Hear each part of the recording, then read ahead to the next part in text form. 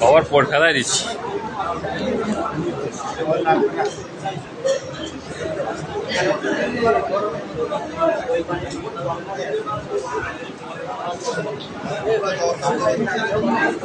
আসসালামু আলাইকুম ওয়া রাহমাতুল্লাহ। আলহামদুলিল্লাহি রাব্বিল আলামিন ওয়াস সালাতু ওয়াস সালামু আলা রাসূলিল্লাহি মুহাম্মাদিন ওয়া আলা আলিহি ওয়া সাহবিহি। সবাই কেমন আছেন? আমি মনে হয় প্রথম এই জায়গাতে আসলাম। আলহামদুলিল্লাহ যে আমি জানতাম যে এরকম একটা জায়গা আছে, একটা মসজিদ আছে। তো আবুল আলামিনের কাছে শুকরিয়া আদায় করছি। আবারও বলি আলহামদুলিল্লাহ। যশোর জেলা জমিয়তের এই ত্রৈবার্ষিক কাউন্সিল অধিবেশনে মোহতারাম সভাপতি, মাননীয় প্রধান অতিথি, বিশেষ অতিথি এবং জমিয়ত সুববানের বিভিন্ন পর্যায় থেকে আমরা যারা এখানে সমবেত হয়েছি, যেহেতু অত্যন্ত গরম আমি বিস্তারিত বলছি না। আল্লাহ আমাদের সবাইকে তার দ্বীনের পথে আজীবন টিকে থাকার তৌফিক দান করুন, সবাই বলে আমিন। এবং আমরা যখন কিয়ামতের দিন হাসরের ময়দানে হাজির হব, সেদিন পেয়ে ধন্য হয়ে জান্নাতুল ফেরদাউসে যেতে পারি হাসি মুখে, আল্লাহ সেই তৌফিক দান করুন। আমাদের মাঝে খুলনা জেলার ভাইস প্রেসিডেন্টও আছেন, কেন্দ্র থেকে মেহমান সুববান জমিয়তের যারা আছি। তো এই গরমের মধ্যে আপনাদেরকে বেশি কষ্ট দেওয়ার ইচ্ছা নাই। আপনারা জানেন যে ইতিমধ্যে অনেকগুলো আয়াতের তাফসির আপনারা শুনেছেন। সেই তাফসির যে আয়াতগুলোর করা হয়েছে সেখানে আপনারা শুনেছেন ওয়াতাসিমু বিহাবলিল্লাহি জামিয়া ওয়ালা তাফাররাকু, আপনারা শুনেছেন ওয়ালতাকু মিনকুম উম্মাহ, এরকম অনেক কথা শুনেছেন। আবার কুল্লুকুম মাসুলুন আন রাইয়াতিহি হাদিসটাও শুনেছেন। এই সব কথাগুলোকে আমি সংক্ষেপে এনে দুই একটা কথা বলতে চাচ্ছি যে যদিও আমাদের মাঝে তাকওয়ার একটা সংজ্ঞা, একটা চিত্র, একটা পরিবেশ এরকম যে আমরা সবাই ব্যক্তিগতভাবে দরকার নেই, ব্যক্তিগতভাবে সালাত আদায় করব, সাওম পালন করব, হজে যাব, জাকাত দেব, ব্যাস হয়ে গেল আমাদের দিন ইসলাম। অবশ্যই এগুলা দিনের মূল ভিত্তি, এতে তো কোনো সন্দেহ নেই। এগুলো ছাড়া দিন চলবেই না। এগুলো হলো আরকানুল ইসলাম। কিন্তু এই আরকানের মধ্যে আমাদের ধারণাটা একটু বেশি সহজ করে ফেলেছি। কিন্তু সূরা আসর যখন পড়ি আমরা, তখন আমাদের মনে পড়ে আউযু বিল্লাহি মিনাশ শাইতানির রাজিম, ওয়াল আসর ইন্নাল ইনসানা লাফি খুসর ইল্লাল্লাযীনা আমানু ওয়া আমিলুস সালিহাতি ওয়া তাওয়াসাউ বিল হাক্কি ওয়া তাওয়াসাউ বিস সবর। এখানে যে চারটা কোয়ালিটির কথা বলা হয়েছে, যে ধ্বংস দ্বার প্রান্তে যারা আমরা পৌঁছে গেছি, মানব জাতি সবাই তো ধ্বংসের মধ্যে পড়ে গেছি, কিন্তু বাঁচার জন্য চারটা কোয়ালিটি লাগবে। 1 নাম্বার ইমানদার হতে হবে, 2 আমলে সালেহ করতে হবে, 3 মানুষকে দ্বীনে হকের ব্যাপারে ওসিয়ত করতে হবে, 4 সবরের সাথে যাতে এই পথে টিকে থাকতে পারি, চলতে পারি, সেটার ওসিয়ত করতে হবে। আপনারা জানেন এই যে সুন্দর মসজিদ, আমরা সবাই জানি যে সালাত কায়েম করলে মুত্তাকি হওয়া যায়। সূরা বাকারায় পড়েছেন তাই না? আল্লাযীনা ইউমিনুনা বিল গায়ব ওয়া ইউকিমুনাস সালাহ আছে এখানে। মুত্তাকি হতে গেলে একটা গুণ হলো সালাত কায়েম করতে হবে। এখন সালাত কায়েম করব, জামাতের সওয়াবও নেব, কিন্তু কোনো মসজিদ নাই, তো কিভাবে হবে? হবে? মসজিদ করলেন, মসজিদের ইমাম নাই, মুয়াজ্জিন নাই, মসজিদ কমিটিও নাই, কে কখন আসে কে কখন যায় খবর নাই, তাহলে কি হবে? হবে না। তো আমরা যে মুমিন মুসলিম হিসেবে টিকে থাকব, আমরা যে বলি যে আকিমুদ্দিন, দিন কায়েম করতে হবে নিজের জীবনে, পরিবারে, সমাজে, রাষ্ট্রে, সব জায়গায়। তো এটা কি এমনি ওয়াজ করব, আপনারা শুনবেন, আমি শুনবো, বাড়ি চলে যাব, শেষ শেষ হয়ে গেল না? হয়ে যাবে? এই যে আমরা বলি সাংগঠনিক অধিবেশনে এসে বলি আমাদের এটা করতে হবে, আমাদের করা উচিত হয়? কোনোদিন হয়েছে দেখছেন? জমিয়তের গঠনতন্ত্র কতবার পড়েছি আমি। আপনাদের কাছে ক্ষমা প্রার্থী, আমি দেখছি আমার সামনে যে অনেক মুরব্বীরা আছেন, সাদা দাড়ি হয়ে গেছে, যদিও আমারও কালার চেঞ্জ হয়েছে, যদিও 1995 থেকে শুরু করে পাবনা থেকে সাতক্ষীরা পর্যন্ত দৌড়াদৌড়ি করেছি। এই জন্য আমাকে বলছে সুব্বানের বড় ভাই, মানে বয়স বাড়লেও সুব্বানের সিল আমার থেকে দূরে সরে এখনো যায়নি। সুব্বানের প্রথম সভাপতি হওয়ার বরাতে তারা এখনো আমাকে বড় ভাই বলেই থাকেন। জমিয়তের সাংগঠনিক সেক্রেটারি ছিলাম সেটা কিন্তু আর কেউ বলেন না, কারণ সুব্বান হিসেবে যত মানুষের কাছে যাওয়া হয়েছে সেটা খুব বেশি চোখে পড়েছে। তো এই যে দৌড়াদৌড়িগুলো করেছি, কেন করেছি? আমি যদি না করতাম, আমার ভাইয়েরা যদি না করতো, বা আমাদের জমিয়তের মাননীয় সভাপতি প্রথম থেকে আল্লামা আব্দুল কাফি আল কুরাইশি রাহিমাহুল্লাহ বা ডক্টর এম এ বারি রাহিমাহুল্লাহ, তারা যদি কষ্ট করে না আসতেন, আমাদের ইকবাল ভাইকে নিয়ে গ্রামে গ্রামে গিয়েছি, গোলাম রহমান ভাইকে গ্রামে গ্রামে নিয়ে গিয়েছি, যদি এগুলো কেউ না করতাম তাহলে আমাদের ব্যক্তিগত জীবনে একটু লাভ বেশি হইতো না? আমি ব্যক্তিগত কাজ করতে পারতাম বেশি, একটু ইনকাম বেশি হইতো, একটু পড়ালেখা বেশি হইতো। এগুলো করে আমার লাভ হয়েছে কি? লাভ হয়েছে। মানুষের জীবন দুই ভাগে বিভক্ত। আপনারা জানেন, কু আনফুসাকুম ওয়া আহলিকুম নারা, নিজেকে বাঁচাও, আহলকে বাঁচাও। নিজেকে বাঁচালেই তো হয়, আমার জান্নাতে আমি যাব, আর কবরে গেলে পিটুনি তো আমাকেই দেবে, অথবা পুরস্কার আমাকেই দেবে, তাই না? আরামও আমাকে দেবে, কষ্টও আমাকে দেবে। কিন্তু না, মুসলমানের জীবন দুইটা ভাগে বিভক্ত, একটা আপনার নিজের, একটা অন্যজনের জন্য। কোনো কোনো সময়ে মুসলিম রাষ্ট্রে এমন অবস্থা হয়েছে, যেটা অমুসলিমদের কোনো কোনো রাষ্ট্রে এখনো চালু আছে, যে দোকানে গিয়ে 2টা রুটি কিনলে একটা রুটি রেখে দিয়ে আসতো, একটা বাসায় নিয়ে যেত, যে গরিব সে ওই রুটিটা খাবে। 2টা চা কিনলে একটা চা রেখে দিয়ে আসতো, আর একটা নিজে খাইতো। এই যে নিজের জন্য এবং অপরের জন্য, এইটা হলো মুসলমানের জিন্দেগি। আমরা যে এখানে ঢাকা থেকে আসলাম, কি জন্য আসলাম যে একটা নসিহা যদি করা যায় তাহলে আমি তো পালন করব ইনশাআল্লাহ, আর আমার ভাইয়েরা যদি পালন করে তাহলে সামাজিক কাজের সওয়াবটাও আমি পাবো। 100 জন মানুষ যদি নসিহাটা আমল করে, আমি 100 জনের এক্সট্রা সওয়াব পাবো, আমারটা তো আমি পাবো। 1 লাখ যদি এটা করে পাবো। সবচেয়ে বড় কথা, সওয়াব তো আল্লাহর কাছে রইলই, কিন্তু দুনিয়ায় শান্তিপূর্ণভাবে বাঁচবার জন্যে আপনার মহল্লায় আপনি একা ভালো হইলে কি ভালো থাকা যায়? কেউ বলতে পারবেন? মনে করেন আপনি খুব পরহেজগার, আশেপাশের সবাই সন্ত্রাসী, ইয়াবাখোর, আপনার মেয়েকে পাঠিয়েছেন কলেজে, ওখান থেকে ওরা মেয়েটাকে হাইজ্যাক করে কিডন্যাপ করে বলে, চাচা আপনার মেয়েটা আমাদের হেফাজতে আছে, 10 লাখ টাকা পাঠিয়ে দিন। করবেন এরকম? আর যদি 4-5টা ভালো হয় তাহলে আপনি নাক ডেকে ঘুমাইতে পারবেন, দরজা খুলে ঘুমাইতে পারবেন, ওই ব্যবসা প্রতিষ্ঠানের দরজা খুলে রেখে যেতে পারবেন। তাহলে দুনিয়ায় শান্তি আর আখেরাতের যে নাজাত, এই দুইটা কাজের জন্যই দিন মানতে হয়, অন্যের কাছে পৌঁছাতে হয়। কথা কি ক্লিয়ার? বাংলাদেশ জমিয়তে আহলে হাদিস, সুব্বানে আহলে হাদিস, এই যে যত ব্রাঞ্চ আমরা করেছি, এগুলো কি জন্য করেছি? নিজের খেয়ে পরের মোষ তাড়ানোর জন্য না, পরের মোষ খামাখা তাড়াচ্ছি না। সেটা হলো, আমার ভাইয়েরা যদি পালন করে দুনিয়ায় আমি সুখে থাকবো, আর আখেরাতে গিয়ে দেখবো আমার নামে কত সওয়াব জমা হয়ে গেছে। সুবহানাল্লাহ। এটা লোভ জাগে না? আচ্ছা, লোভ যদি জাগে, এখন এই যে কষ্ট করে গ্রামে অঞ্চল থেকে এখানে এসেছেন, খুবই কষ্ট হয়েছে, এসিও কাজ করছে না, ঘেমে যাচ্ছেন, তো এই যে কষ্ট করলেন, আজকে একদিনের জন্য কষ্ট করবেন শুধু? আপনার 24 ঘন্টা সময়, যারা জাকাত দেন তাদের জন্য কি করতে হয়? যে 2.5% হারে সম্পদটা আলাদা করে রাখতে হয়।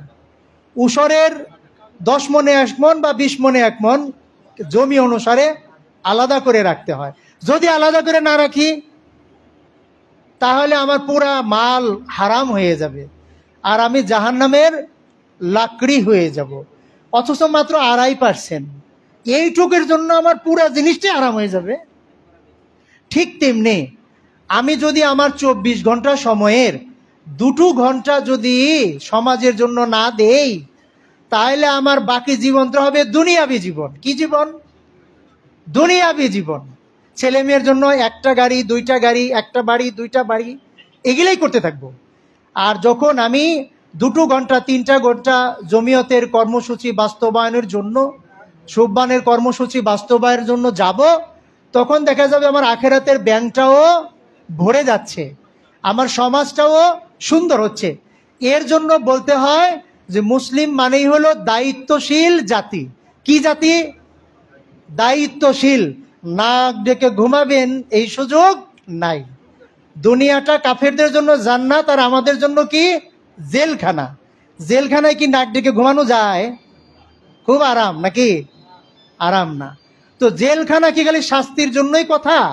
আসলেই দুনিয়া হলো টেনশন পূর্ণ জীবন। এই টেনশন আপনি কিভাবে শয়তানের খপ্পর থেকে বাঁচবেন, ফ্যামিলিকে বাঁচাবেন, সমাজকে বাঁচাবেন, রাষ্ট্রকে বাঁচাবেন, এই টেনশন সবসময় ভাবতে হবে। তো ভাবনার মধ্যেই শেষ না দায়িত্ব পালন করতে হবে?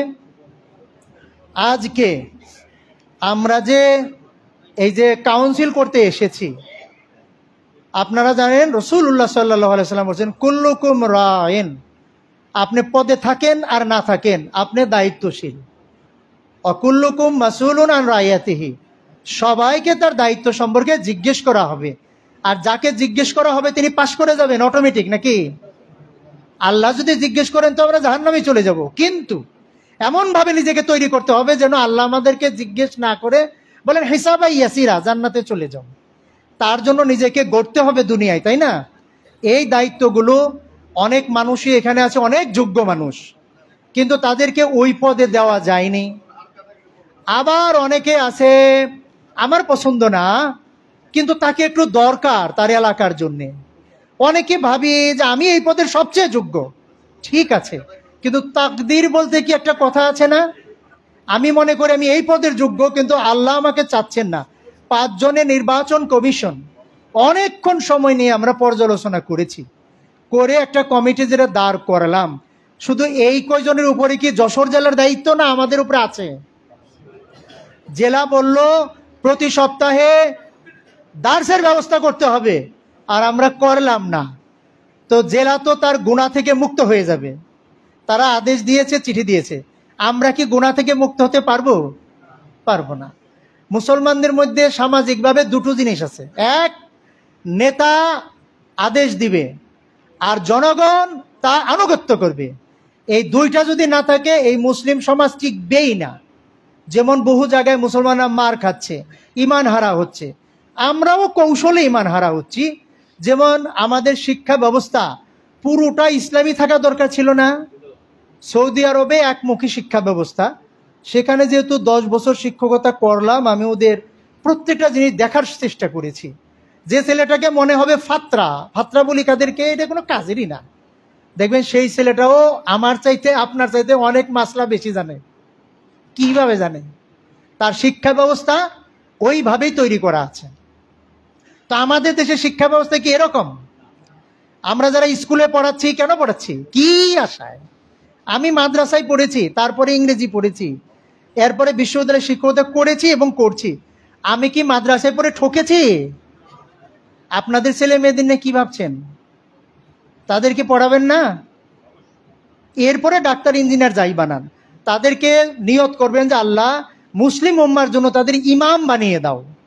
তারা যেন যার যার জায়গায় ইমাম হয়ে, নেতা হয়ে এই সমাজকে অর্গানাইজ রাখতে পারে। আমরা যদি অর্গানাইজ না থাকি, শয়তান আমাদেরকে সহজেই কাবু করে ফেলে। রাসূলুল্লাহ সাল্লাল্লাহু আলাইহি ওয়াসাল্লাম উদাহরণ দিয়েছেন, মেষপালকের উদাহরণ, তাই না? যে মেষপালক থেকে একটা মেষ যদি আলগা হয়ে যায়, সামনে যায় আর পেছনে যায়, তাহলে নেকড়ে বাঘ সহজেই সেটাকে আক্রমণ করে খেয়ে ফেলে। আর যতক্ষণ একসাথে থাকে, কাগজটা দেন, ততক্ষণ কিন্তু আক্রমণ করতে সাহস পায় না। ভাইয়েরা আমার, মুরব্বীরা আমার, আপনাদের অনুরোধ করি, বাংলাদেশ জমিয়তে আহলে হাদিস এই কমিটি যেটা ঘোষণা করছে, এটা আমার আপনার পছন্দ না হলেও আমরা তাদের আনুগত্য করব। আর যারা নেতৃত্বে থাকবেন তারাও দরদীয় ভাষায় নসিহাগুলো, ডিরেকশনগুলো, আদেশগুলো পৌঁছাবেন। আল্লাহ আমাদের সবাইকে যথাযথভাবে দায়িত্ব পালন করার তৌফিক দান করুন, সবাই বলি আমিন। তো আজকে আমি মাননীয় সভাপতি মহোদয়ের নির্দেশক্রমে আমাদের যে আগামী 3 বছরের যে কমিটি, সেই কমিটি ঘোষণা করছি। জেনারেল কমিটিটা পরেই দেন, অনেক সময় লেগে যাবে, তাই না?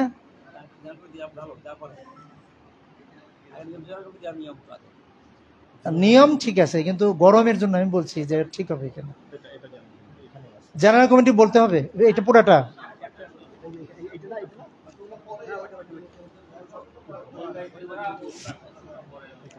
আমরা যাদের বানিয়েছি তা তো জেনারেল কমিটির বাইরে না, তাই না? বাইরে তো না। আচ্ছা, জেনারেল কমিটির নাম বলছি আমি, সর্বজনাব বলে নিচ্ছি আগেই। সর্বজনাব মানে সবার জন্য জনাব আর বলবো না। অধ্যাপক আহমদ আলী, অধ্যাপক মোহাম্মদ মনিরুল ইসলাম, মোহাম্মদ ফারুকুজ্জামান। হ্যাঁ, এবং গরমও বেশি, এই জন্য আমি চাচ্ছিলাম, এটা তো আমরা জানি, পরে নয় কম বেশি করলে হবে। তাহলে শুধু ওয়ার্কিং কমিটির পদবি যে কজন আছে এই কজন বলি, আর বাকি যে 18 জন সদস্য যুক্ত করে নেবেন। জি, তো আগের যে কমিটি ছিল এই কমিটিটা আজকে থেকে তো বিলুপ্ত হয়ে গেল, তারা অব্যাহতি পেলেন। এখন নতুন কমিটি যেটা ঘোষণা করব আজকে থেকে বা কালকে থেকে তাদের কার্যক্রম শুরু হবে ইনশাল্লাহ। তো আমি নাম ঘোষণা করছি। সভাপতি পদে আমাদের শ্রদ্ধেয় অধ্যাপক আহমদ আলী সাহেব আছেন। সবাই আলহামদুলিল্লাহ বলবো, তার জন্য দোয়াও করব। অনেক সময় ধরে তিনি নেতৃত্ব দিচ্ছেন, আল্লাহ তাকে যোগ্যতা বাড়িয়ে দিন। সহসভাপতি আমরা একটু বাড়িয়ে নিয়েছি, সেখানে আছেন মাওলানা মোহাম্মদ আব্দুর রশিদ, মোহাম্মদ গোলাম রহমান। যদি একটু দাঁড়াতেন তাহলে সবাই একটু চিনতে পারতো আর কি, যাদের নাম ঘোষণা করছি। অধ্যাপক আহমদ আলী, মাওলানা মোহাম্মদ আব্দুর রশিদ, মোহাম্মদ গোলাম রহমান, অধ্যাপক মোহাম্মদ মনিরুল ইসলাম, ডাক্তার মোহাম্মদ লিয়াকত আলী আছেন, মাওলানা ইকবাল হোসেন। এবার আমার সুব্বান ভাইকে মুরব্বীদের দলে উপরে দিয়ে দিয়েছি।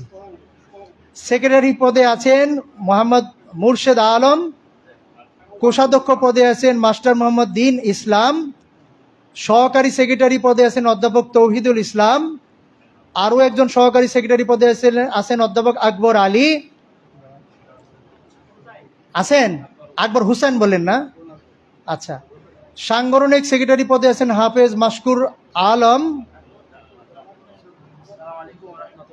দাওয়া ও তাবলিগ বিষয়ে আছেন শাইখ মুত্তালিব বিন ইমান। তালিম ও তারবিয়ত বিষয়ে আছেন হাফেজ নুরুজ্জামান। প্রচার ও প্রকাশনা বিভাগে আছেন মাস্টার আব্দুল বারি। সুব্বান বিষয় সেক্রেটারি আছেন শাইখুল ইসলাম। মহিলা ও শিশু বিষয়ে সেক্রেটারি হিসেবে আছেন হাফেজ মোহাম্মদ রাশেদুল ইসলাম। সমাজসেবা ও জনকল্যাণ বিষয়ে আছেন হুমায়ুন কবির। পাঠাগার সম্পাদক হিসেবে আছেন আশরাফ হোসেন। দপ্তর সম্পাদক আছেন মাস্টার ইকবাল। আল্লাহ রাব্বুল আলামিন আমাদের এই কমিটির সদস্য, আরো যে 18 জন সদস্য রইল, এটা দিয়ে দিব। সদস্য আছেন মাস্টার, আরো যে সদস্য ওয়ালির রহমান থেকে না, মাস্টার ওয়ালির রহমান দরমটিয়া ও ইঞ্জিনিয়ার নজরুল ইসলাম দরমটিয়া, মাস্টার ওয়ালিউর রহমান দরমটিয়া, মোহাম্মদ ফারুকুজ্জামান কেশবপুর, মোহাম্মদ আব্দুর রাজ্জাক আলতাপোল, মোহাম্মদ আবুল কাশেম আলতাপোল, মোহাম্মদ আনোয়ারুল ইসলাম বাইসা, মোহাম্মদ আমানুল্লাহ দুরবা ডাঙ্গা, মোহাম্মদ আব্দুল সালাম মজিদপুর, হাফেজ হাসান আলী মুজগুন্নি, মোহাম্মদ আব্দুল সত্তার মনোহরপুর, আলহাজ হুসেন আলী হাবাসপোল, মোহাম্মদ আব্দুর রাজ্জাক ব্রাহ্মণ ডাঙ্গা, মোহাম্মদ আব্দুল হালিম বাবুল চণ্ডীপুর। এটা কি লিখছেন? ফরিদুল ইসলাম মধু, সনাতন কাঠি, লেবুতলা। আচ্ছা। মোহাম্মদ শাহজাহান বিশ্বাস জাফরনগর, আব্দুল মজিদ বিশ্বাস, আব্দুল মজিদ বিশ্বাস জাফরনগর, কাদেরুজ্জামান মিঠু ফতেহপুর, মোহাম্মদ আলমগীর হোসেন হারিয়া দেওড়া, মোহাম্মদ জয়নাল আবেদিন পোলতাডাঙ্গা। তো আপনারা নাম শুনলেন তো, কোনো আপত্তি আছে কি? নাই তো কারোর, কোনো পরামর্শ নাই। তাহলে সর্বসম্মতিক্রমে ইনশাল্লাহ এটা পাশ হয়ে গেল। শুধু একটুই দোয়া, এটা যশোর শহর কমিটিও নাম ঘোষণা করা হচ্ছে। সভাপতি অধ্যাপক আকবর হোসেন, এটা কি দিকেছেন, সহসভাপতি জনাব মামুনুর রশিদ, আরো সহসভাপতি মোহাম্মদ গোলাম রহমান, আরো আছেন মুকুল হোসেন, জেনারেল সেক্রেটারি আছেন তরিকুল আনোয়ার বুলবুল, একটু দাঁড়ায় মানে একটু দেখান। সহকারী সেক্রেটারি আছেন ইমরান হোসেন, কোষাধ্যক্ষ আছেন SM শাফিউল ইসলাম, সাংগঠনিক সেক্রেটারি আছেন নাহিদ হোসেন, দাওয়াত তাবলিগে আছেন আব্দুর রশিদ বিন মশিয়ার, সুববান বিষয় আছেন কামাল আহমেদ, দপ্তর সম্পাদক আছেন মোহাম্মদ আলী, সমাজ কল্যাণ বিষয় আছেন কামরুজ্জামান ফারুক, সদস্য হিসেবে আছেন নাসিমউদ্দিন পলাশ, আরো আছেন সাইফুল ইসলাম রানা, জনাব হেলাল উদ্দিন, সাজ্জাদুর রহমান, মোহাম্মদ হাবিবুর রহমান। আল্লাহ তাদেরকে যথাযথভাবে দায়িত্ব পালন করার তৌফিক দান করুন। শহর কমিটির একটু পরিচিত দরকার আছে। শহর কমিটি একটু দাঁড়ান নাই কেউই? আমরা একটু সামনে আসতে বলছি শহর কমিটিকে। শহর কমিটির যাতে নাম ঘোষণা হয়েছে একটু দাঁড়ান তো সবাই প্লিজ, যাতে শহরের মানুষ দেখুক। আমি শহর কমিটিকে একটু সামনে আসার জন্য বলছি। আসেন আসেন প্লিজ, শহর কমিটি একটু সামনে আসেন। আমাদের চেয়ে আপনাদের চাপ বেশি, আসেন সামনে আসেন প্লিজ।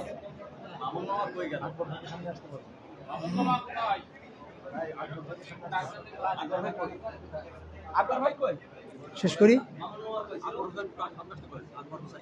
মোহাম্মদ আকবর হোসেন, আপনি একটু কাইন্ডলি সামনে আসবেন।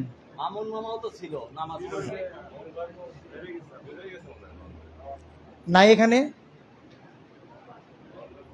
আমরা সবাই হৃদয় দিয়ে দোয়া করব যে আল্লাহ তুমি আমাদের দায়িত্বশীলদেরকে যথাযথভাবে দায়িত্ব পালনের তৌফিক দান করো এবং আমাদেরকেও যোগ্য কর্মী হবার তৌফিক দান করো।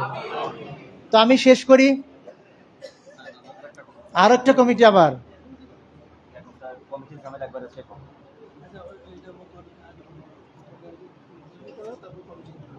কোনটা? জমিয়ত আহলে হাদিসের এটা মসজিদের সর্ব জেলা জমিয়তের সিদ্ধান্ত মোতাবেক এখন মুতাল্লি দায়িত্ব পালন করবে আমাদের সেক্রেটারি। এই মসজিদ তো, তাই তো? এই মসজিদে রেজুলেশন অনুসারে মুতাওয়াল্লির দায়িত্ব পালন করবেন আমাদের জেলা জমিয়তের সেক্রেটারি জনাব মোহাম্মদ মুর্শেদ আলম। আমি পুরো কমিটিটা বলছি। সভাপতি মোহাম্মদ মুর্শেদ আলম, সহসভাপতি অধ্যাপক আকবর হোসেন, সহসভাপতি হাফিজ মোহাম্মদ মাশকুর আলম, সেক্রেটারি অধ্যাপক মোহাম্মদ তৌহিদুল ইসলাম, যুগ্ম সেক্রেটারি মোহাম্মদ তরিকুল ইসলাম বুলবুল, কোষাধ্যক্ষ জনাব শফিউল আলম, যুগ্ম কোষাধ্যক্ষ মোহাম্মদ সাইফুল ইসলাম, সদস্য হিসেবে যারা আছেন মোহাম্মদ গোলাম রহমান, মোহাম্মদ নাহিদ হোসেন, মোহাম্মদ আলী, রিজওয়ানুল ইসলাম মুকুল, নাসিমউদ্দিন পলাশ, মোহাম্মদ আক্তার হোসেন, মোহাম্মদ লিমন হোসেন, মোহাম্মদ ইমরান হোসেন, মোহাম্মদ কামরুজ্জামান ফারুক, মোহাম্মদ আমজাদ হোসেন, মোহাম্মদ ওয়াজেদ আলী। উপদেষ্টা হিসেবে আছেন জনাব মোহাম্মদ মামুনুর রশিদ এবং মোহাম্মদ শহীদুল ইসলাম। এই তো। আবার একটা চিঠি দেওয়া হয়েছে সেক্রেটারি বরাবর। হ্যাঁ, দরকার আছে? চিঠি পড়ার দরকার পড়বে না, পড়তে হবে?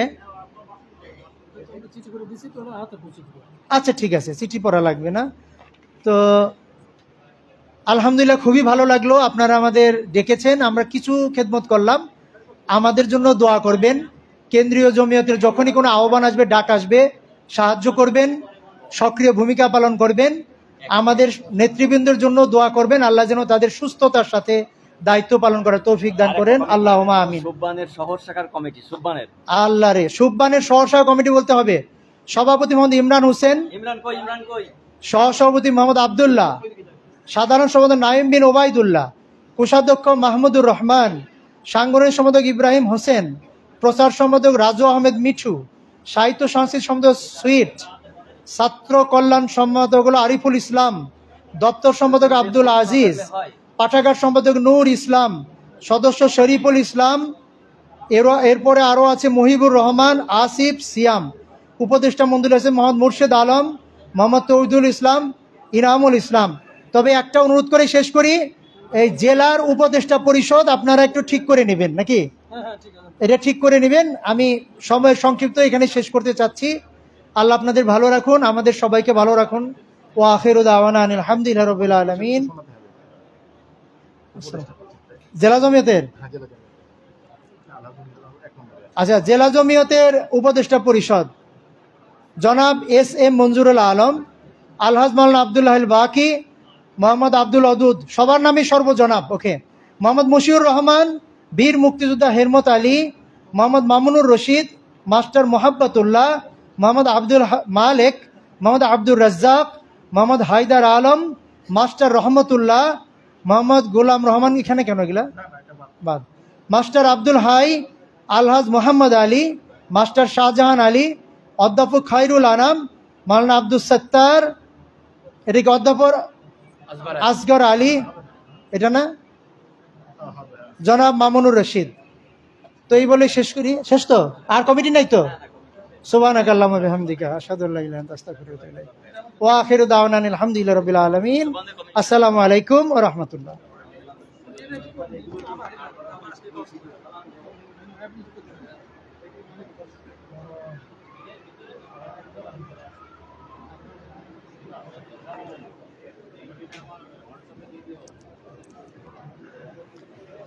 আলহামদুলিল্লাহ, আলহামদুলিল্লাহ বলি সবাই। আর অন্তর থেকে দোয়া করি, নবগঠিত যে কমিটি হলো, যে ধরনের কমিটি হোক না কেন, 4-5টা কমিটি আমরা পেলাম। এই কমিটির উদ্দেশ্য হচ্ছে দাওয়াতি কাজ আরো বেগবান করা। আপনাদের সবার সার্বিক সহযোগিতা থাকবে তো ইনশাল্লাহ? ইনশাল্লাহ, আল্লাহ কবুল করুক। এই পর্যায়ে আপনাদের সামনে আলোচনা নিয়ে আসছেন বাংলাদেশের প্রখ্যাত আলেমে দ্বীন, পিস টিভি বাংলার সাবেক অন্যতম আলোচক, বহু গ্রন্থ প্রণেতা ফজিলাতুল শাইখ ডক্টর মুজাফফর বিন মহসিন হাফেজাহুল্লাহ। আলোচনা নিয়ে আসছেন ডক্টর মুজাফফর বিন মহসিন হাফেজাহুল্লাহ।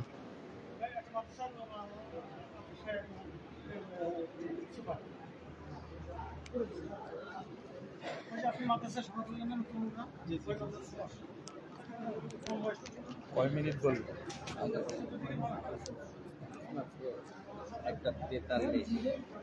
40 মিনিট তো দেওয়া উচিত। 2:20-25 আমাদের এখানে ওই কেশবপুরের যে আলোচনাটা একটু টাচ এখানে দিকে এরা বেশ বিচ্ছিন্ন। আসসালামু আলাইকুম ওয়া রাহমাতুল্লাহি ওয়া বারাকাতুহু। আলহামদুলিল্লাহ ওয়াসসালাতু ওয়াসসালামু আলা রাসূলিল্লাহ, আম্মা বাদ। আউযু বিল্লাহি মিনাশ শাইতানির রাজীম। ইয়াওমা তাবিয়াদ্দু বুজুহু ওয়া তাসওয়াদ্দু বুজুহ। فأما الذين اسودت وجوههم أكفرتم بعد إيمانكم فذوقوا العذاب بما كنتم تكفرون।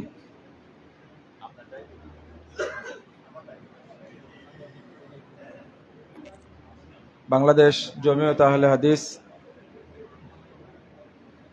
যশোর সাংগঠনিক জেলার ত্রিবার্ষিক কাউন্সিলের সম্মানিত সভাপতি, মহতারাম প্রধান অতিথি, বাংলাদেশ জমিয়ত আহলে হাদিসের সংগ্রামী সভাপতি অধ্যাপক ডক্টর আব্দুল্লাহ ফারুক সালাফি, উপস্থিত জমিয়ত সুবহানে আহলে হাদিসের সাবেক কেন্দ্রীয় সভাপতি এবং বাংলাদেশ জমিয়ত আহলে হাদিসের কেন্দ্রীয় নির্বাহী সদস্য জনাব অধ্যাপক আসাদুল ইসলাম, জমিয়ত সুবহানে আহলে হাদিসের কেন্দ্রীয় যুগ্ম সাধারণ সম্পাদক শেখ তানজিল আহমদ, উপস্থিত অন্যান্য অতিথিবৃন্দ, সুধীমণ্ডলী, দায়িত্বশীলবৃন্দ এবং জমিয়ত আহলে হাদিসের সুবহানের হিতাকাঙ্ক্ষীবৃন্দ, সকলকে আন্তরিক অভিনন্দন ও মুবারকবাদ জানাচ্ছি। আপনাদের সার্বিক সহযোগিতায় আজকে বাংলাদেশ জমিয়ত আহলে হাদিস যশোর সাংগঠনিক জেলা শহর শাখা এবং এই বকচার মসজিদ শাখা সুববান শহর শাখা ঘোষিত হলো। এজন্য আপনাদের প্রতি আমরা কৃতজ্ঞ। আল্লাহর কাছে দোয়া করছি, আল্লাহ যেন এই দায়িত্বশীলদেরকে কবুল করে নেন, আমিন। আল্লাহ যেন তাদেরকে দাওয়াতি কাজ করার সহজ করে দেন এবং এর ওছিলায় আল্লাহ যেন আমাদেরকে জান্নাতুল ফেরদাউসে একত্রিত হওয়ার তৌফিক দান করেন, আমিন। সবাই ক্ষুধার্ত আর প্রচন্ড গরম। একটু ঠান্ডা অবস্থা হলে আলোচনা করা যেত, কিন্তু পরিবেশ বা সময়টা নেই। আমি আপনাদের মনোযোগ আকর্ষণ করছি, যারা দায়িত্ব পেলেন তাদের কাজ কি কি, তাই না? কিছুটা বলেছেন অধ্যাপক আসাদুল ইসলাম ভাই বলেছেন, আমি একটু সংক্ষেপে বললেই হবে, কিন্তু এটা পরে বলবো একটু পরে। বর্তমান প্রেক্ষাপটে বিশেষ করে আহলুল হাদিসদের ঐক্য হওয়াটা বা ঐক্যবদ্ধ সমাজ গঠন করাটা এটা নফল, সুন্নাত না ওয়াজিব না ফরজ? ফরজ দায়িত্ব, তাই না? আমরা আশা করব যে এই কমিটিগুলোর প্রথম কাজ হবে তারা আহলুল হাদিসদের প্রত্যেকটি মসজিদকে বাংলাদেশ জমিয়ত আহলে হাদিসের তত্ত্বাবধানে নিয়ে আসবেন ইনশাআল্লাহ। প্রত্যেক মসজিদে শাখা গঠন হবে। কি আপনারা রাজি আছেন? শাখা গঠন হবে এবং আমরা একটু আগের দিনে ফিরে যেতে চাই। সেটা হলো আল্লামা আব্দুল্লাহ আল কাফি আল কুরাইশি রহিমাহুল্লাহ যখন একবারে গ্রামগঞ্জে একেবারে মানে অজপাড়া গ্রামে তিনি যখন যেতেন, তখন আমরা দাদাদের কাছে গল্প শুনেছি, এরপরে মুরব্বীদের কাছে শুনি, তখন সকল আহলুল হাদিস ভাইয়েরা এক কাতারে ঐক্যবদ্ধ ছিল, তাই না? এখন আমরা ওইদিকে যদি ফিরে যাই তাহলে কি সমস্যা? আমি এটাই বলবো। আল্লাহ রাব্বুল আলামিন বলছেন, ইয়াউমা তাবিয়াদ্দু বুজুহু ওয়া তাসওয়াদ্দু বুজুহ, কিয়ামতের দিন এক শ্রেণীর মানুষের মুখ হবে উজ্জ্বল, আল্লাহ তাদেরকে সম্মানিত করবেন। ওয়া তাসওয়াদ্দু বুজুহ, আর এক শ্রেণীর মানুষের মুখমণ্ডলকে আল্লাহ করবেন কালো, কুৎসিত, এবং তাদেরকে আল্লাহ অপমান করবেন। কিয়ামতের মাঠেই বোঝা যাবে কে জান্নাতি আর কে জাহান্নামী। এই আয়াতের অর্থ করছেন, ব্যাখ্যা করছেন ইবনু আব্বাস রাদিয়াল্লাহু আনহু। তিনি বলছেন, তাবিয়াদ্দু বুজুহু আহলিস সুন্নাহ ওয়াল জামাআহ ওয়া তাসওয়াদ্দু বুজুহু আহলিল বিদায় ওয়াল ফুরকাহ। যারা শরীয়ত মানে আহলুস সুন্নাহ ওয়াল জামাআহ এবং যারা ঐক্যবদ্ধ থাকে, আল্লাহ তাদেরকে কিয়ামতের মাঠে সম্মানিত করবেন। ওয়া তাসওয়াদ্দু বুজুহু আহলিল বিদায় ওয়াল ফুরকাহ, আর যারা বেদাতপন্থী এবং যারা জামাত থেকে বিচ্ছিন্ন, আল্লাহ তাদেরকে অপমান করবেন এবং তাদের চেহারা হবে জাহান্নামীদের মতো কালো, কুৎসিত। নাউজুবিল্লাহ। এই দুইটা কথার একটা গুরুত্বপূর্ণ প্রসঙ্গ আছে। কিছু কিছু মানুষ মনে করে যে আমি কোরআন হাদিস মানছি, আর কে কি করছে দেখার বিষয় না। ভাবখানা এরকম, জান্নাতে তিনি একাই যাবেন, তাই না? আপনি জান্নাতে যাবেন কি একা? কে কে আছেন একা জান্নাতে যাবেন? আপনি কি উম্মতে মুহাম্মাদি? জান্নাতে যাওয়ার সময় আমার ইমাম কে হবেন? কে বলেন, নামটা বলেন। মুহাম্মদুর রাসূলুল্লাহ সাল্লাল্লাহু আলাইহি ওয়াসাল্লাম। আল্লাহ বলছেন, ইয়াউমা নাদউ কুল্লা উনাসিন বিইমামিহিম, কাল কিয়ামতের মাঠে আমি প্রত্যেককে ইমাম সহ ডাকবো। ইমাম ইবনে কাসির রাহিমাহুল্লাহ বর্ণনা করছেন, ফাহাদা আকবারু শারাফিল লিআসহাবিল হাদিস লিআন্না ইমামাহুমুন নবিয়্যু সাল্লাল্লাহু আলাইহি ওয়াসাল্লাম। এই আয়াতের মধ্যে সবচেয়ে বেশি মর্যাদা রয়েছে আহলুল হাদিসদের জন্য, কারণ তাদের ইমাম হলেন একমাত্র মুহাম্মদুর রাসূলুল্লাহ সাল্লাল্লাহু আলাইহি ওয়াসাল্লাম। বলেন আলহামদুলিল্লাহ। তাহলে আমাদের ইমাম কে? তা আপনি কি শুধু ওনার সাথে আপনি একাই জান্নাতে যাবেন? ভাবখানা তো ওই রকমই। আমি যশোরে আছি, আমি একাই থাকবো, আমি তো কোরআন হাদিস মানি। তাহলে আহলুস সুন্নাহ হলেন আপনি। ওয়াল জামাআহ, ওয়াল জামা কোথায় গেল? বুঝেননি মনে হয় কথাটা, তাই না? সুন্নাহ মানবেন, আর একটা আপনার উপরে করণীয় হলো দুইজন থাকলেও আপনারা এক থাকবেন। বলেন ইনশাআল্লাহ। এই কথাটারই ব্যাখ্যা দিতে গিয়ে ইমাম সুফিয়ান আস-সাউরি রাহিমাহুল্লাহ তিনি বলছেন, ইদা বালাগা আন রাজুলিন সাহিবি সুন্নাতিন বিল মাশরিক ওয়াল আখার বিল মাগরিব, তোমার কাছে যদি খবর আসে পৃথিবীর পূর্ব প্রান্তে একজন আহলুল হাদিস আছে আর পশ্চিম প্রান্তে একজন আছে, আর আপনি বাংলাদেশে আছেন, যদি এই খবর পৌঁছে পৃথিবীর পূর্ব প্রান্তে একজন আছেন, পশ্চিম প্রান্তে একজন আছেন, আর আপনি বাংলাদেশে আছেন, তো তিনি বলছেন কত আগের কথা, ফাবাস ইলাইহিমা বিসসালাম, তাহলে তুমি তাদের দুইজনের কাছে সালাম পাঠাও, ওয়াদুলাহুমা, এবং তাদের জন্য দোয়া করো। এরপরে বলছেন তিনি, কত কষ্টের কথা দেখেন সেই যুগে, মা আকাল্লা আহলাস সুন্নাহ ওয়াল জামা, দেখো আহলে সুন্নাহ ওয়াল জামাতের লোক কতই না কম, তাও তো দুইজন পেয়েছো, তুমি জানতে পেরেছো, তুমি তাদের জন্য দোয়া করো।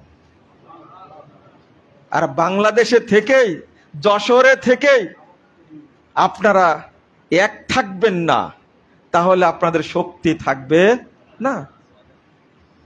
আর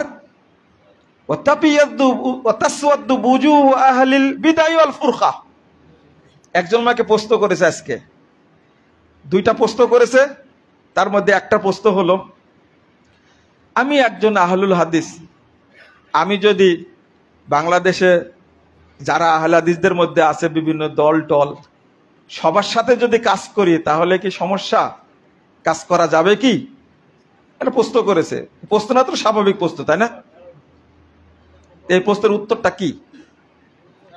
আমি রাসূল সাল্লাল্লাহু আলাইহি ওয়াসাল্লামের হাদিস দ্বারা উত্তরটা দিচ্ছি। 2165 নম্বর হাদিস তিরমিজির মধ্যে এসেছে, রাসূল সাল্লাল্লাহু আলাইহি ওয়াসাল্লাম বলছেন যে আলাইকুম বিল জামাআহ ওয়া ইয়াকুম আল ফুরকা, তোমরা ঐক্যকে ধরে রাখো, ফরজ এটা ঐক্যকে ধরে রাখা। ওয়া ইয়াকুম আল ফুরকা, যারা বিচ্ছিন্ন হয়েছে তাদের থেকে অনেক দূরে থাকো। উত্তরটা স্বাভাবিক, এটা আমার কথা না। এরপরে বলছেন ফাইন্নাশ শাইতানা মাআল ওয়াহিদ ওয়া হুয়া মিনাল ইসনাইনি আবআদ, কারণ শয়তান থাকে একজনের সাথে, দুইজন থাকলেও শয়তান সেখানে যায় না। কত সুন্দর উদাহরণ দিয়েছেন। ঠিক এই হাদিসটাই উল্লেখ করেছেন ইমাম সুফিয়ান সাউরি। আল্লাহ রাসূল দুইজনের কথা বললেন কেন? জামাতের কথা বললেন না, দুইজন, মানে দুইজনের যদি এক থাকেন আপনি, সেখানে শয়তান যেতে পারে না। তাহলে বিভক্তি থেকে আমাদের কি করতে হবে? দূরে থাকতে হবে। বিভক্তিটা একটা অভিশাপ, মনে রাখবেন, একটা কি অভিশাপ।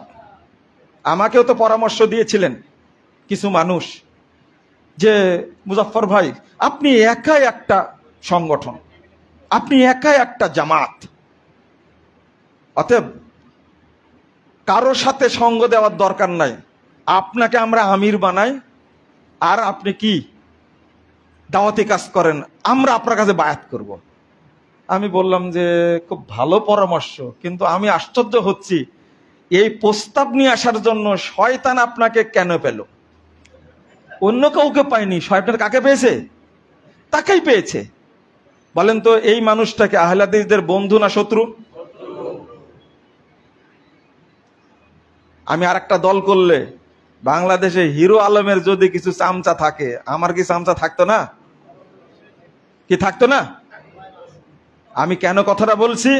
ইমাম আলবানী রহিমাহুল্লাহ ওই হাদিসটা উল্লেখ করতে গিয়ে বলছেন, লা তাযালু তায়ফাতুম মিন উম্মতি দাহিনাল হক লা ইয়াদুররুহুম মান খাযালাহুম হাত্তা ইয়াতি আমরুল্লাহুম কাযালিক।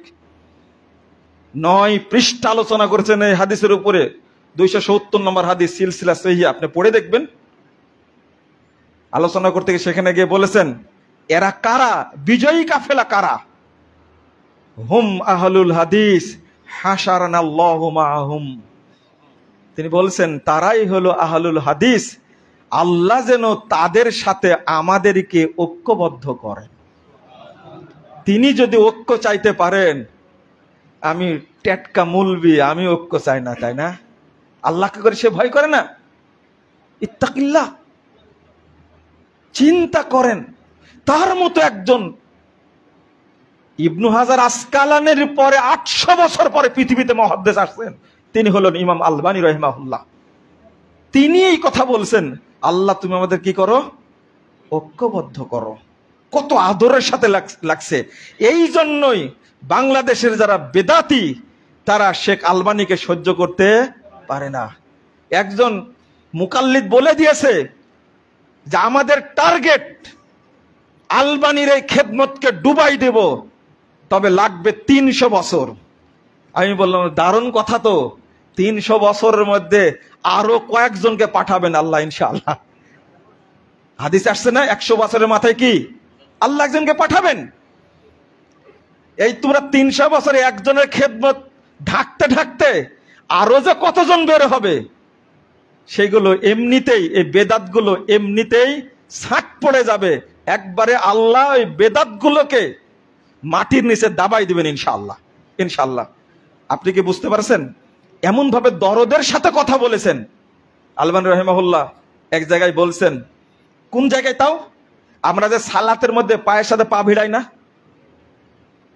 বলছেন তার সালাতের বইয়ের মধ্যে বলছেন যে আমি বহু দেশ ঘুরলাম, শুধু এমনকি ব্রিটেনের কথা উল্লেখ করেছেন, কিন্তু একটা মাত্র শ্রেণী কাফেলাকে পেলাম, এখনো তারা অন্যান্য সুন্নাতের মতো, এখনো আহলুল হাদিসরা সালাতে পায়ের সাথে পা মিলানোর সুন্নাত এখনো তারা ধরে রেখেছে। বলেন আলহামদুলিল্লাহ। এরপরে বলছেন আহলুল হাদিস হুম আহলুন নবী। মাশাআল্লাহ, কি সুন্দর। আহলে হাদিসরা হলো নবীর পরিবার। ওয়াইল্লাম ইয়াসহাবু নাফসাহ আনফাসুহু সাহিবু। তাদের সাথে এখন নবীর সরাসরি সাক্ষাৎ না হলেও, সাহাবী না হতে পারলেও, এই সুন্নাত মানার কারণে নবীর শ্বাস প্রশ্বাসের সাথে সম্পর্ক রয়েছে। বলেন আলহামদুলিল্লাহ। কত সুন্দর আদরের সাথে কথা বলেছেন। আমি পরের বাক্যটা বলতে চাচ্ছি না, সময় কম। এত সুন্দর গুণাবলী পাওয়ার পরেও আমরা কেন বিভক্ত থাকব? 2 নম্বর কথা প্রশ্ন করেছে একজন আলেম, বলেছেন যে বাংলাদেশে আহলুল হাদিসদের মধ্যে 2-1টা খন্ড খন্ড দল থাকলেও তাদের আকীদা মানহাজ এক, আমূল এক। আপনি প্রশ্ন করেছেন, কিন্তু এই আলেমের সাথে আমি একমত নই। কারণ মানহাজ যদি এক থাকে, সাহাবীদের মধ্যে দলাদলি ছিল? বলেন তো একটা দলের নাম বলেন তো দেখি, ছিল? তাহলে ইখতিলাফ ছিল তো, ইখতিলাফ ছিল। এই আজকে যে সুন্নাতটা কি বলে সালাতটা পড়লাম না, শেখ ঘোষণা দিলেন যে জহর এবং আসর আমরা পড়বো একসঙ্গে, তাই না? যারা আপনি তো পোস্ত করলেন, সাজ্জাদ ভাই আগে এসে পোস্ত করে ফেলেছে আমাকে। তো আমাদের সভাপতি মহোদয় তিনি জহর আগে 2 রাকাত পড়লেন, তাই না? আমরা যারা মুসাফির তারা 2 রাকাত পড়লাম, আর আপনারা আর 2 রাকাত মিলা কত করেছেন? 4 করেছেন। প্রশ্ন হলো আসরের তো টাইমই হয়নি, এখন পড়বো কেন? তাই না? আমরা মুকিম তো না, এখন পড়বো কেন? এই কথা, আমরা তো মুকিম, মুসাফির না। হ্যাঁ জি, আমরা তো মুসাফির না, আমরা তো মুকিম। আমরা কেন আসর পড়বো? আপনারা মুসাফির, আপনারা পড়েন। প্রশ্ন করলেন না? দেখেন এই পোস্টের মধ্যে একটা শিক্ষা আছে, কিন্তু আমি মনে টাইম বেশি নিয়ে নিচ্ছে, আমি শেষ করবো এখনই, এই কথা বলে শেষ করবো ইনশাল্লাহ। সেটা হলো যে আপনাদের হয়তো অনেক হাদিসই জানা নাই, তাই না? আমাদের অনেক হাদিস জানা নাই। যখন আলোচনা খুঁজতে যাই, কেতাব দেখতে যাই, তখন অনেক কথা মনে পড়ে। তখন বলি আমরা আমাদের কত অজানা আছে, আমরা বলি আমরা বেশি জানি। না না না, এটা ভুল। সেটা হলো একটা হাদিস আসছে, ইয়াজমাউ বাইনাস সালাতাইন বিগাইরি সাফারিন ওয়ালা খাউফিন ওয়ালা মাতারিন। রাসূল সাল্লাল্লাহু আলাইহি সাল্লাম কখনো 2 সালাত জমা করতেন সফর ছাড়াই, বৃষ্টি ছাড়াই, ভয় ছাড়াই। এটা আবু দাউদের হাদিস, মুসলিমেরও হাদিস, বুখারীতে আসছে কিনা আমার জানা নাই। তাহলে কি আপনি দলিল পেলেন? এবং এই আমলটা আমি দেখে আসছি খুলনা, কোন দিকে? এদিকে, তাই না? খুলনায় দেখে আসছি তারা জহর আসর একসঙ্গে পড়েন আর মাগরিব এশা একসঙ্গে পড়েন। একটা করে গেছেন professor sir HM. Shamsur Rahman sir করে গেছেন, এটা আমি শুনেছি। আল মাহাদে, খুলনা আল মাহাদে, এটা ওখানে আমি দেখছি। কোনো যায় ইন্ডিয়া থেকেও পড়েছি। কিন্তু এইটা আপনাদের জানাই থাকতো না যদি আজকে এটা না করা হতো। এই জন্য নতুন জায়গায় গিয়ে আমি এগুলো ইচ্ছা করি। কিছু মুরব্বী খেপে যায়, গালাগালি করে, গালে অতটুকুই, পরে উত্তর দিলে আবার শান্ত হয়। এটা তো জানা ছিল না, কোনো কারণ ছাড়াই করেছেন। আর এখন আমরা একটা কারণও পেয়েছি, কারণ এখানে মুসাফির বেশি আছে না, বেশি। তা আপনারা করে নিতে পারেন, আমরা তো একাধিকবার করি। আচ্ছা, আর একটা জমা যে করা যায় না, আপনি যখন বের হচ্ছেন বাড়ি থেকে, জহর পড়েছেন, তাই না? শহরে আসবেন, হয় জ্যামে পড়বেন, আসরের টাইম চলে যাবে, অথবা আপনি আস্তে আস্তে আসরের টাইম পার হয়ে যেতে পারে। তখন কি করবেন? জহরও পড়লেন, আসরও 4 রাকাত পড়ে নিলেন। এটা কি জায়েজ? এটা জায়েজ না? এটা না জায়েজ হবে কি করে? এখন বলবেন না আমি তো সফরে বের হচ্ছেন, সফর তো বের হননি, তাই না? আমি যদি যুক্তি দিই, সফরে তো বেরই হননি, বাড়িতেই আছেন, কেন আপনি জমা করলেন 4 রাকাত? সফরে থাকলে আপনি কয় রাকাত পড়তেন, কিন্তু এখন বাড়িতে আছেন, কয় রাকাত পড়লেন? জমা করলেন কিনা? দলিল তো আপনার কাছে আছে। পরিষ্কার? জাযাকুমুল্লাহ খায়রান। এখানে একটা শিক্ষা আছে যে সাহাবীদের যুগে সময় ইখতিলাফ ছিল, কিন্তু ইফতিরাক ছিল না, দলাদলি ছিল না। উসমান রাদিয়াল্লাহু আনহু মিনাতে, সহিহ বুখারীর হাদিস তখন জানা ছিল না, তিনি বললেন যে কাছাক মানুষ বেশি আছে, এই জন্য আমি সালাতটা পুরো পড়ি। ইবনু মাসউদ রাদিয়াল্লাহু আনহু 1968 নম্বর হাদিস আবু দাউদের মধ্যে এসেছে। উসমান রাদিয়াল্লাহু আনহু বললেন, খলিফাকে বললেন যে দেখেন রাসূল সাল্লাল্লাহু আলাইহি ওয়াসাল্লাম মিনাতে সালাত কসর করেছেন, কয় রাকাত? 2 রাকাত পড়েছেন। তো উসমান রাদিয়াল্লাহু আনহু তিনি তার কথা শুনলেন না, কারণ তিনি বুঝলেন যে এখানে স্থানীয় মানুষ বেশি আছে। আর আরেকটা কারণ হলো এই জমা করার হাদিসটা তিনি জানতেন না। তখন জমা যখন করা শুরু করেছেন, ওসমান রাদিয়াল্লাহু আনহু খলিফা, ইবনু মাসউদ রাদিয়াল্লাহু আনহু হাদিস জানেন, এখন কি করবেন বলেন তো দেখি? এখন বলবেন যে আপনি খলিফা, পড়লে পড়েন, আমি সালাত কি করব? কসর করব। কিন্তু না, ওসমান রাদিয়াল্লাহু আনহুর সাথে ইবনু মাসুদ রাদিয়াল্লাহু আনহু পুরাই পড়লেন। এরপরে কি বলছেন? আল খিলাফু শার, ইখতিলাফটা অকল্যাণ, এখানে কল্যাণ বয়ে আনে না। আচ্ছা, এই পড়লে কি সালাত কি নষ্ট হবে? এই জমা করে পড়া কি ফরজ? আর পুরা পড়া কি ওয়াজিব বা নফল? এরকম কি বিষয়টা? এটা কি হুকুমটা? কি মুস্তাহাব। মুস্তাহাব, এটা হুকুমটা মুস্তাহাব। তো তিনি বুঝলেন যে ইখতিলাফ করা যাবে না, বিভক্তি যেন না হয়, এটা সাহাবীদের আদর্শ। কিন্তু আমরা আজকে ছোট ছোট মাসালার কারণে কি হয়ে গেছে? দল করে ফেলেছি। আমার বিশ্লেষণে যেগুলো দেখছি, যেগুলো কারণ দেখানো হয় দল করার জন্য, এইগুলো কোনো কারণই না। এই জন্য মানহাজ ঠিক থাকলে আমরা বিভক্ত হব না। কারণ মাসালার কারণে বিভক্ত হতে পারে না। এটা আকীদাগত মাসালা না, উসুলগত মাসালাও না, বিভক্ত হব কেন? শেষে একটা কথা বলছি, আল্লাহর কাছে দোয়া করবেন, আল্লাহ তুমি আহলুল হাদিসদেরকে এক করে দাও। আমরা মুখে বলি বেশি, কিন্তু সেজদাই কি বলেন? সেজদাই বলবেন, সেজদাই বলবেন। দেখি কোন আলেম বলতে পারে সেজদাই? আল্লাহ তুমি আহলুল হাদিসদেরকে ঐক্যবদ্ধ করে দাও, আর যেন বিভক্তি না থাকে। রব্বানা গফির লানা ওয়া লিইখওয়ানিনাল্লাযীনা সাবাকুনা বিল ঈমান ওয়া লা তাজআল ফি কুলুবিনা গিল্লাল লিল্লাযীনা আমানু ইন্নাকা রাউফুর রহিম। এটা বলবেন, সেজদার মধ্যে বলেন। আপনার মধ্যে কুটিলতা থাকলে আল্লাহ দূর করে দিবেন, আমাদেরকে আল্লাহ ঐক্যবদ্ধ করে দিবেন। আল্লাহুম্মা আল্লিফ বাইনা কুলুবিনা, বলেন আমিন। ইনশাআল্লাহ আহলুল হাদিসরা ঐক্যবদ্ধ হবে ইনশাআল্লাহ।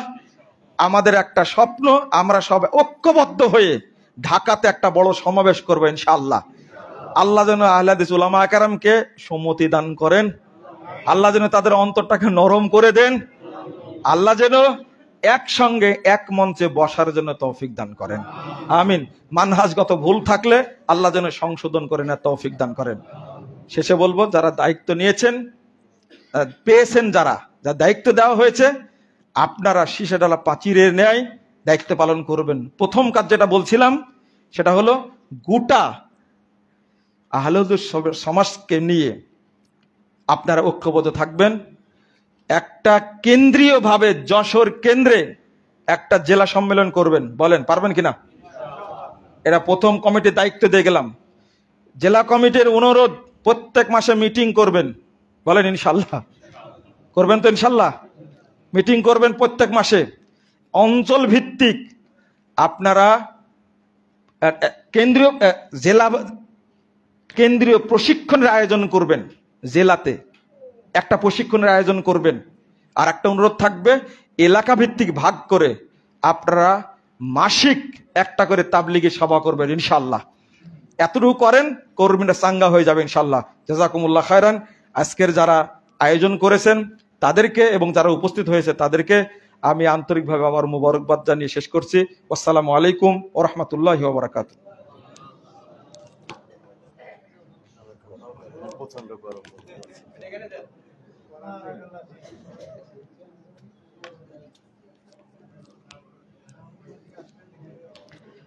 আলহামদুলিল্লাহ, আমরা এতক্ষণ পিনপথন নীরবের মতন আলোচনা শুনছিলাম। মহান আল্লাহ আমাদের এই কথাগুলোকে যথাযথভাবে মেনে চলা তৌফিক দান করুক, সবাই আল্লাহুম্মা আমিন।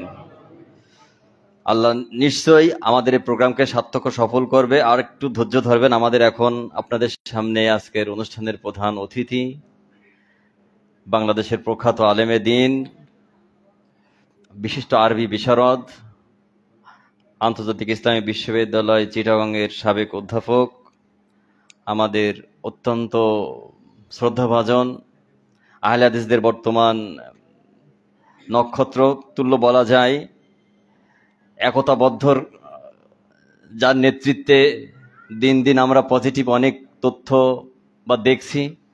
এখন আপনাদের সামনে আলোচনা নিয়ে আসছেন ডক্টর আব্দুল্লাহ ফারুক সালাফি হাফেজাহুল্লাহ। স্যার বসেন এখানে নাকি?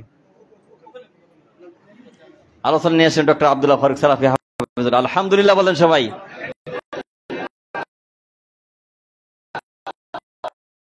কারেন্ট চলে আসছে স্যার।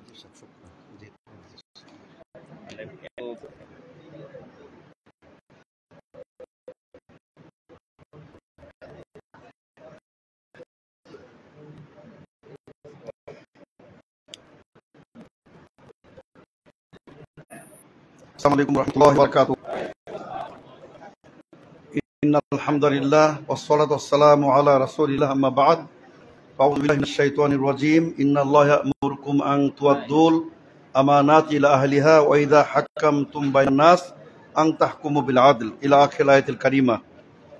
আলহামদুলিল্লাহ, দেশের দক্ষিণ পশ্চিমাঞ্চলের ঐতিহ্যবাহী ফুলের রাজধানী খ্যাত জেলা যশোর জেলা জমিয়ত আহলে হাদিসের ত্রিবার্ষিক ডক্টর মোজাফফর ইসলাম এবং আমাদের যশোরের কৃতি সন্তান গোলাম রহমান এবং সুব্বার নেতা শেখ তানজিল আহমদ সহ অত্র জেলার নবনির্বাচিত এবং সাবেক এবং বর্তমান সভাপতি এবং সকল সম্মানিত নেতৃবৃন্দ, আজকে আমাদের নির্বাচন কমিশন ছিলেন আমার সম্মানিত এজিএম সাহেব সহ সম্মানিত তাওহীদবাদী সকল উপস্থিতি। আলহামদুলিল্লাহ, কিন্তু আমি লক্ষ্য করলাম শিক্ষার ব্যক্তিত্ব প্রফেসর আনোয়ার আব্দুল রাহিমাহুল্লাহ মসজিদে জুমার খুতবার মাধ্যমে মসজিদ উদ্বোধন করেছিলেন এবং এটা দীর্ঘদিন আমাদের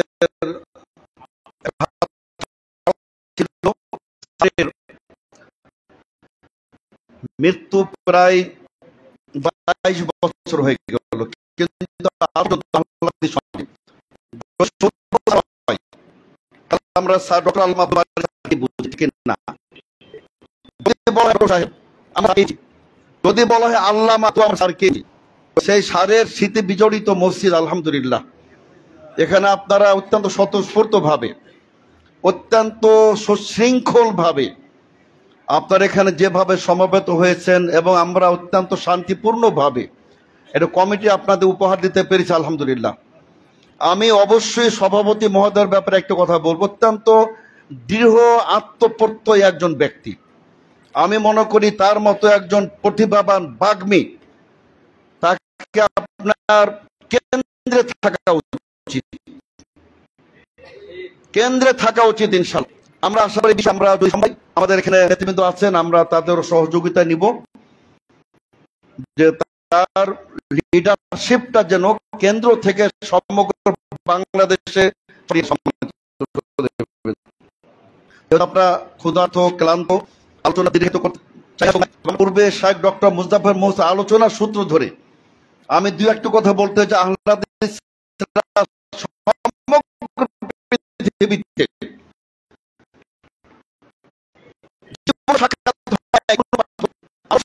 আমার বড় আগ্রহ প্রথমে একটা পুরো মসজিদ দেখি, একদম একটা মানে আপনার ব্যাত দিয়ে তারপরে যে খড়কুটা দিয়ে নির্মিত মসজিদ, ওই মসজিদগুলোতে দেখি আলহামদুলিল্লাহ যে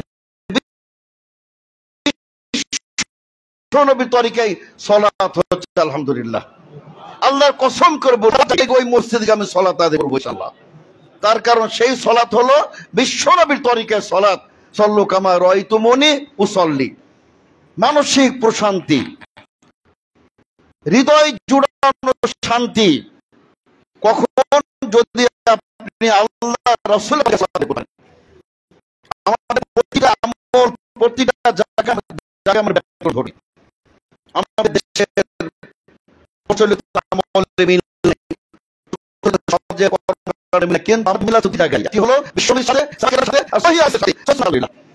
আমি একটি কথা বলবো সম্মানিত শ্রোতাবৃন্দ, একটি যেহেতু এখন আমাদের টপ ইস্যু বর্তমানে, হট কেক বর্তমানে রাজনীতি বাংলাদেশে, আমাদের একটা নির্দেশনা থাকবে নাকি বলেন?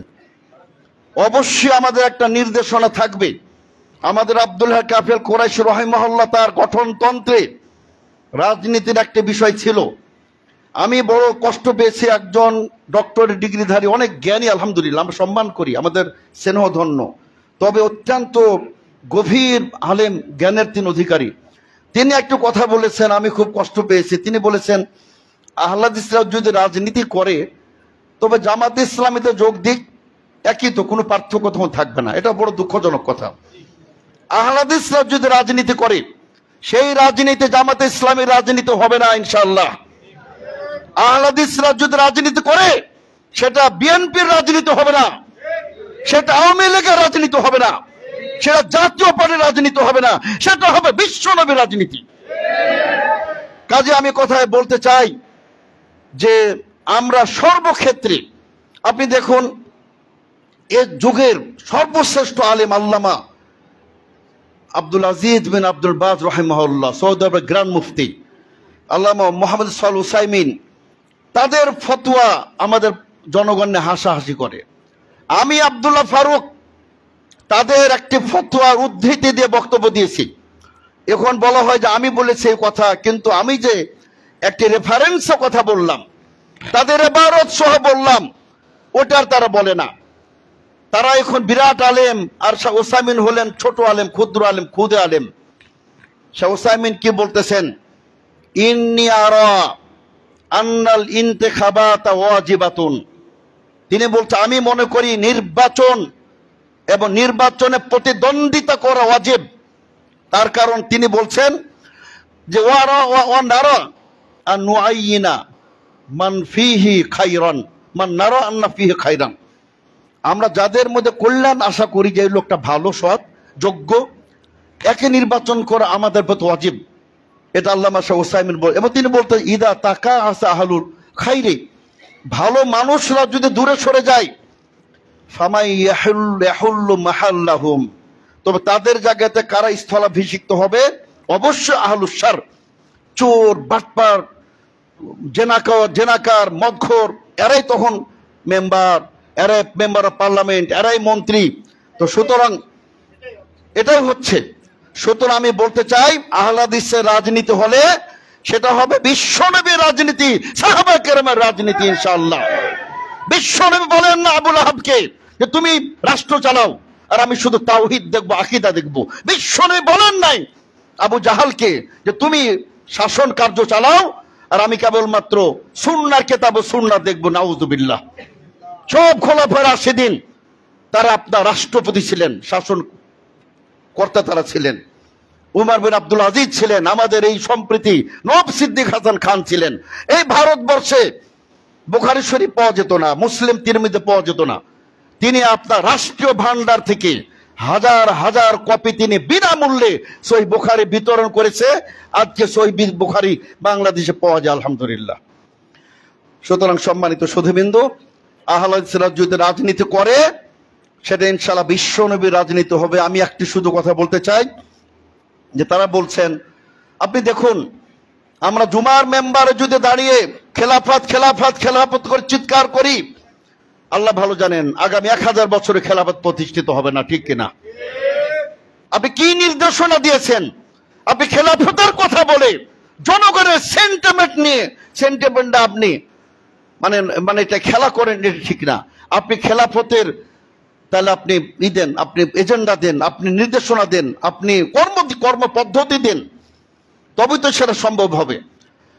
এজন্য সাহেব বিন বাজ বলতেছেন, ওসাইমিন বলতেছেন যে একটা আসনও যদি পান, উদ্দেশ্য আর তাওয়াসসুল ইলাল হুকমে বিল আমাল বিশরিয়াতুল ইসলাম যদি হয় তাহলে সেটাও ভালো হবে। সুতরাং আমরা যদি রাজনীতি করি আমাদের উদ্দেশ্য হবে খেলাফত পর্যন্ত পৌঁছানো ইনশাআল্লাহ। তবে অবশ্যই প্রচলিত গণতন্ত্র, দেখুন গণতন্ত্রের যেটা আমরা ব্যাখ্যা করি যে এটা শুধু মানুষের আইন, জনগণের আইন, জনগণ সকল ক্ষমতার উৎস, কোরআন হাদিস সুন্নাহ একেলে সেকেলে, এটা কোনো মুসলিম তো ধারণা পোষণ করতেই পারে না। সে তো নিজে অবশ্যই মুরতাদ কাফের হবেই, সে কোনো সন্দেহ নেই। কিন্তু আমাদের পাকিস্তানে আরো যারা নির্বাচনের কথা বলছেন তারা কি আপনার আল্লাহর একত্ববাদ বিশ্বাসী নন? সুতরাং গণতন্ত্রের সংজ্ঞার পরিবর্তন আনতে হবে, সময় এসে গেছে সম্মানিত শ্রোতাবৃন্দ। গণতন্ত্র সংজ্ঞার পরিবর্তন হয়, আমাদের কবিতার ভাবের পরিবর্তন হয়। আপনি শুনেছেন জাহেলি যুগের কবিরা উট নিয়ে কবিতা লিখত, এখনকার কবিরা প্লেন নিয়ে আপনার এই রকেট নিয়ে তার কবিতা লেখে। যে পরিবর্তন হচ্ছে, সুতরাং আপনি নাম যাই দেন। আমি তো বলেছি একটা বক্তব্যে, নাম দিলেন মাজলিসুশ শুরা। ইরানে তো মাজলিসুশ শুরা, সেখানে কি হয়, সুন্নাহর নিধন করার কেমনে পদ্ধতি তারা পরামর্শ করে। আপনি মাজলিসুশ শুরা নাম দিলেন আর বলে কিভাবে জেনাবা বিচার চুরি ডাকাতি করে, সেটা কি ইসলামী শুরা হয়ে গেল? নামের সাথে কিছু আসা যায় না সম্মানিত সুধীবৃন্দ। কাজে আমি একটু কথা বলতে চাই, আমরা আহলে হাদিসরা যেখানে থাকি না কেন, আমরা আহলে হাদিস আলহামদুলিল্লাহ। আমাদের ঈমান, আকীদা, মানহাজ যেটা শাইখ বলেছেন সবকিছু ব্যতিক্রম ধর্মী। সম্মানিত সুধীবৃন্দ, আমি শুধু একটু কথা বলতে চাই, আলোচনা শেষ করব, তবে একটু কথা বলতে চাই যে আমরা একটি গতিশীল সংগঠন, গতিশীল জেলা জমিয়ত, গতিশীল কেন্দ্রীয় জমিয়ত আমরা চাই। এর জন্য নেতা কর্মী সকলকে আপনার উজ্জীবিত হতে হবে, গতিশীল হতে হবে, সক্রিয় হতে হবে। সম্মানিত সুধীবৃন্দ, কর্মীরাই হলেন চালিকা শক্তি। কর্মীরা যদি গতিশীল হয়, কেন্দ্র গতিশীল হতে বাধ্য, কেন্দ্র গতিশীল হতে বাধ্য। এজন্য আলহামদুলিল্লাহ আমরা নিঃশর্তভাবে, আমরা পূর্ণ আনুগত্যের সাথে, আল্লাহ তাআলার প্রতি পূর্ণ আত্মসমর্পণের সাথে, বিশ্বনবীর পূর্ণ আনুগত্যের সাথে আমরা এগিয়ে যাব। আর বাংলাদেশের দেশ ও মাটিকে আমরা শিরক মুক্ত, বেদাত মুক্ত করে আমরা বিশ্বনবীর সুন্নাহ মোতাবেক আমরা একটি সুন্দর বাংলাদেশ উপহার দিতে পারি। মন আল্লাহর নিকট প্রত্যাশা ব্যক্ত করে আমি নবনির্বাচিত, নবমনোনীত আমি কমিটিকে আলহামদুলিল্লাহ আমি স্বাগত জানাই। অত্যন্ত যোগ্য সুযোগ্য লোক আমাদের অধ্যাপক তাওহিদুল ইসলাম, আলহামদুলিল্লাহ অত্যন্ত গতিশীল। আসলে সবাই কিন্তু অনেক বড় বড় পদের অধিকার রাখেন, কিন্তু সবাইকে তো সব পদে আমরা দিতে পারি না। এজন্য আমরা ইখলাসের সাথে কাজ করলে পদ কোনো বিষয় না। সম্মানিত সুধীবৃন্দ, আপনি এই কমিটির বাইরে আছেন, আপনি আর বেশি কাজ করতে পারবেন ইনশাল্লাহ। আল্লাহ তাআলা আমাদের সকলকে সকলকে জাযায়ে খায়ের দান করুন। সকলকে আল্লাহ পাক রব্বুল আলামিন আমাদেরকে সিরাতে মুস্তাকিমের পথে অবিচল অটল রাখুন, বিশ্বনবী তরিকায় আমাদেরকে চলার তৌফিক দান করুন। ওয়া আখিরু দাওয়ানা আনিল হামদুলিল্লাহি রাব্বিল আলামিন। আসসালামু আলাইকুম ওয়া রাহমাতুল্লাহি ওয়া বারাকাতুহু। শুকরান, জাযাকাল্লাহু খাইরান। স্যার গরম দিয়ে গেছে স্যার। শুকরান তরিকুল ভাই, এখন এই আলোচনা চলে যাক স্যার। মানে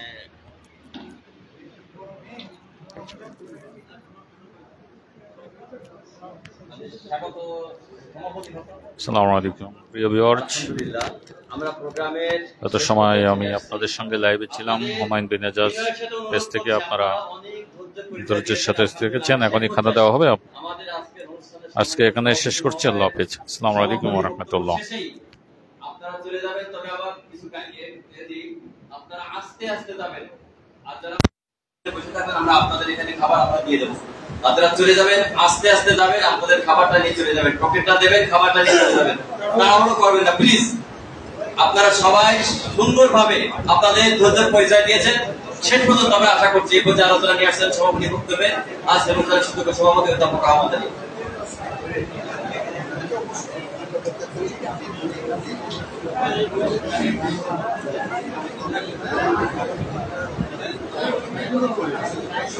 উপস্থিতি, আপনারা দীর্ঘ সময় ধরে গুরুত্বপূর্ণ আলোচনা শুনলেন। আমি আপনাদের কাছে আবার নতুনভাবে দায়িত্ব দিয়েছেন।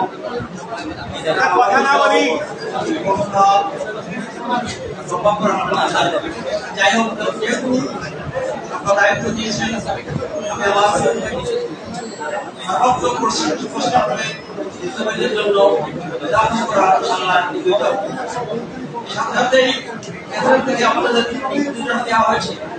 সেগুলোতে আমরা পালন করে করতে পারি। না হলে যশোরকারটা বড় জেলা হিসেবে হিসেবে এই জন্য আমি আমাদের সঙ্গে আলোচনা না করে আপনাদের সময় ধরে যে করছেন আপনাদের পুনরায় আপনাদেরকে ওয়ারাকাত জানিয়ে সকলের সার্বিক কল্যাণ কামনা করে, বিশেষ করে আমাদের মেহমানরা আসছেন তাদের সার্বিক কল্যাণ এবং দীর্ঘায়ু কামনা করে এবং পরিশেষে আমরা আল্লাহ পাকের সাহায্য